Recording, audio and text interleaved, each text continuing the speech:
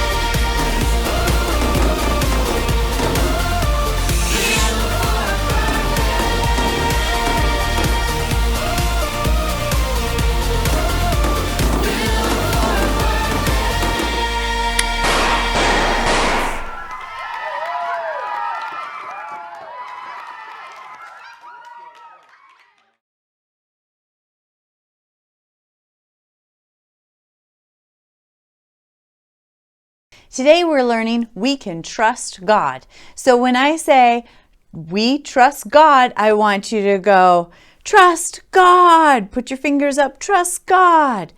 God surprises us with His promises. And one of the promises that He gave to me was when this whole COVID started with Camp Calvary. I was getting very worried, like I'm not going to be able to teach anymore. What is happening?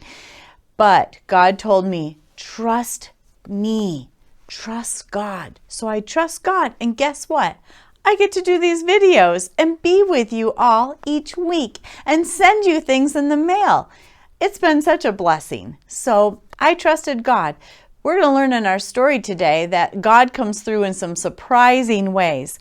I have the next song for you. It's called We Can Trust Him.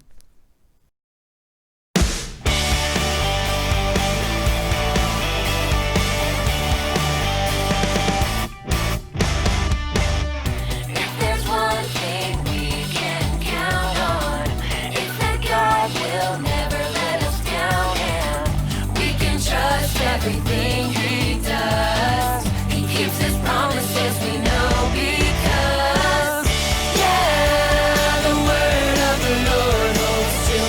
We can trust Him, we can trust Him, yeah, the word of the Lord holds true. We can trust Him, we can trust Him, yeah. Oh, yeah.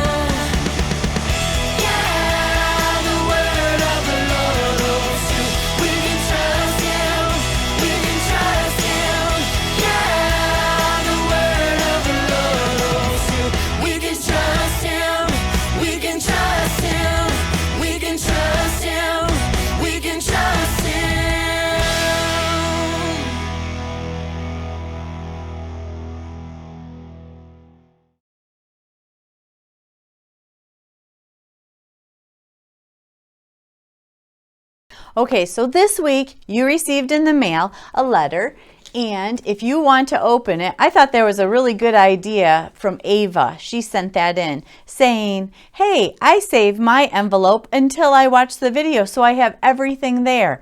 You might want to do that too. So get your envelope so you have it. In it is your sticker. And that's Ray, our manatee. And we're going to learn a this or that challenge. Here you go. Are you ready? You're going to hear 2 things about a manatee. You're going to decide if it's true or false. The word manta is a Spanish word that means either blanket, she kind of does look like a blanket, or float. Ray does look like she's kind of floating in the water. What do you think? Manta means blanket or float. If you think blanket, I want you to stomp your foot 1 time. If you think float, I want you to stomp your foot 2 times. Ready? Drum roll. Give me your answer. What do you think? Pastor Greg says 2 times. You're right. It means blanket. Oh, he was wrong, actually. So it means blanket. Now you're going to see a Bible memory video about Ray. Enjoy.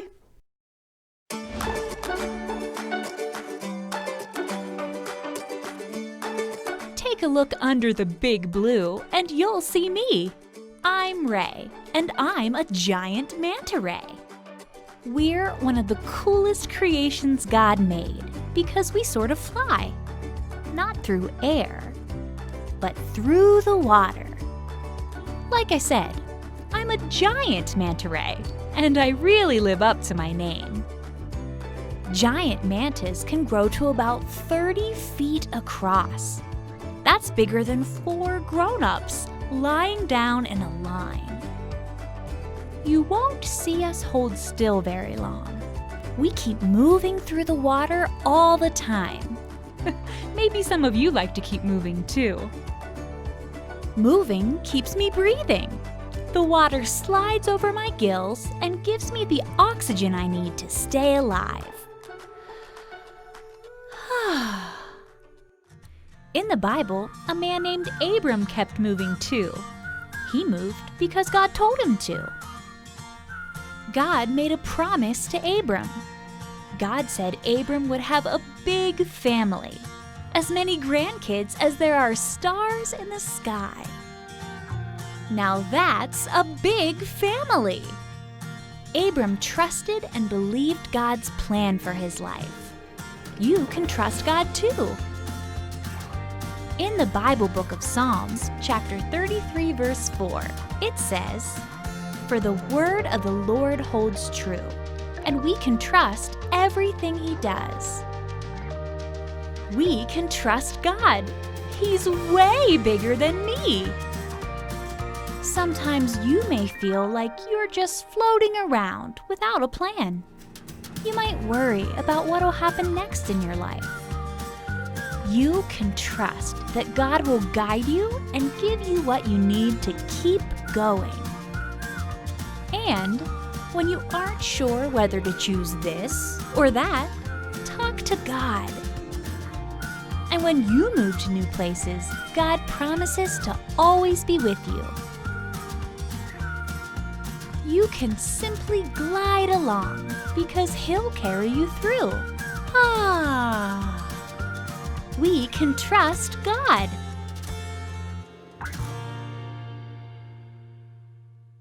The Bible is God's true love story. In the Bible, it's made up of chapters, those are the long ones, and verses. Those are usually about 1 sentence. So we're going to look at our chapter, which is Psalm, and our verse, which is 33 verse 4. So get your hands ready. For the word of the Lord holds true. We can trust, like you're grabbing something, we can trust everything it does. Wow. The word of the Lord is true. We can trust everything he does. That reminds me of a story about a promise. It's about a guy named Abram. He had been promised a long time ago, him and his wife Sarah, that they would have, as many ancestries as the stars, as many family as the stars in the sky. Well, Abram and Sarah had waited a long, long, long time for that promise. Have you ever had to wait for something for a long, long, long time? It's hard to say. I'm trying to think if I did.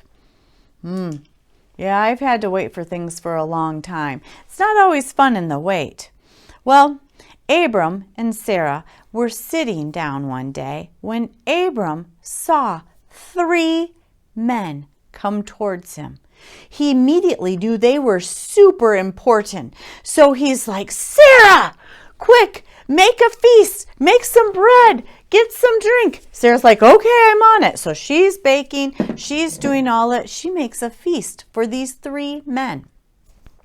So 3 men sat down by Abram, and one of them said, next year at this time, I will come again, and you will be holding a baby. What? Check out this picture. Sarah was hiding behind the tent, and you know what she did?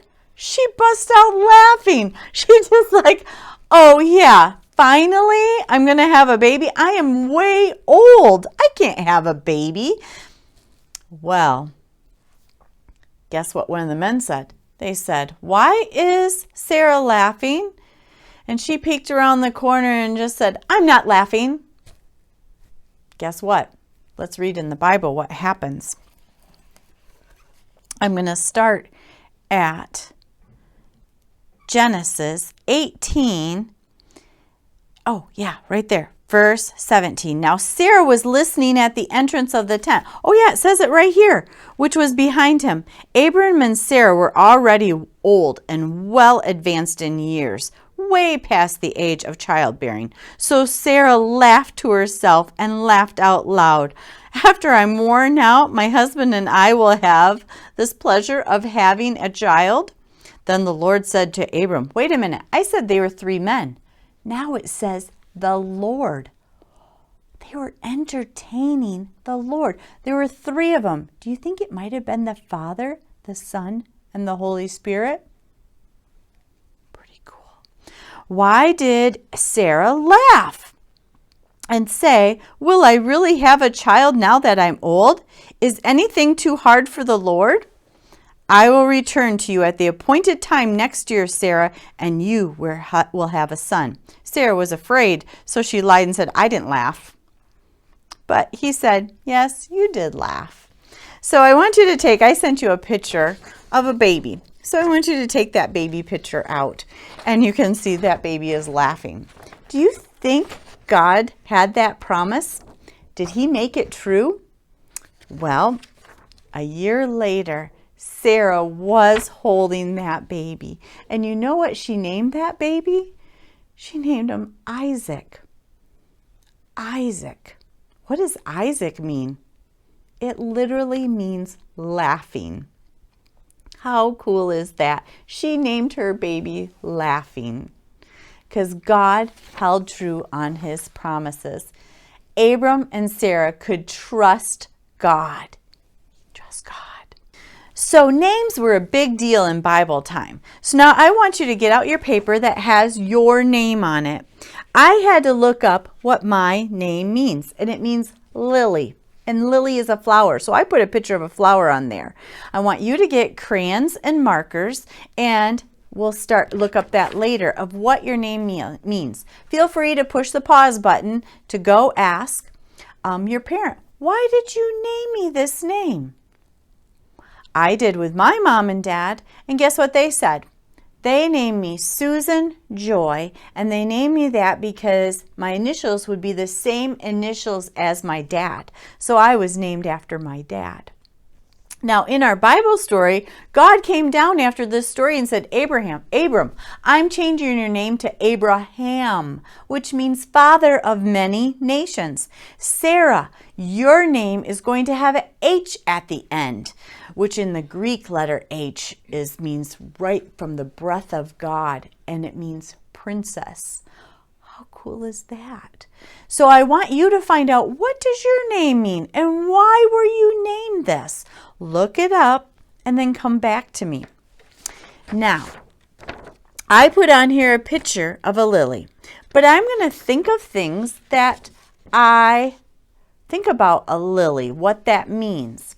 A lily is very pretty, so I'm going to write the word pretty.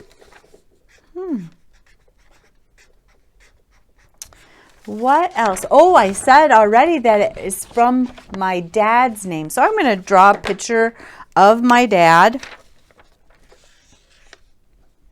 I'm so happy that I was named after my dad. What else do I think of when I think of a lily? I think of, it's kind of blows in the wind. It's very fragile. Maybe my feelings can get hurt really easily. So I will say fragile. And I'll write that down. The other side of things is a lily can go through the storm of life and be very strong and still be holding up. So maybe I can put also I was strong. So you get the idea. You can draw a picture of what your name means. You can draw yourself that your name means that. Put this someplace in your room so that you're reminded of why was I named this and what my name means. God uses that. We can trust God with our names. God promised Abraham and Sarah that they would have a son, and he did. And you know what else? God promised that he would send his son, Jesus, to be with us. I want to take your two pinkies now and twist them together like a pinky promise. And I want you to close your eyes and just listen to my words. If you've ever had someone not keep a pinky promise, you know the truth. Some promises aren't worth much. People mean to keep their promises, but sometimes they just don't happen. A promise is only as good as who makes it, and God's promises can be trusted. God has kept his promises no matter what. He never fumbles or forgotten a promise. A long time ago, God promised to send a rescuer to save people from their sins and to keep that promise. And he did.